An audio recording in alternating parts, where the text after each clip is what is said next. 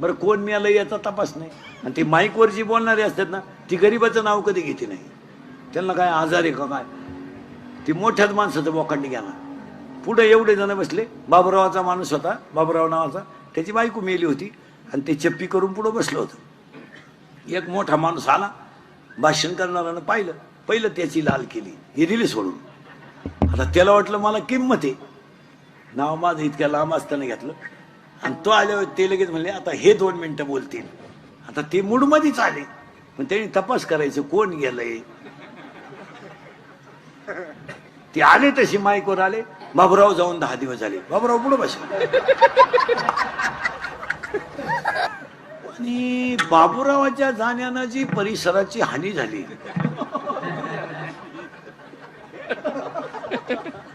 आणि बाबुरावाचे नामचे फार चांगले सोबत. बाबुराव त्याच्याकडे पाहत. बाबुराव म्हणला तर माझ्या बायकोचा दाव आहे म्हणून सोडलं तुला, नाही तर तुला उचलून आपडला असतं. मला बायको करायची, मी व्हॉट्सअपला टाकलं, तू म्हणतो बाबुराव गेला.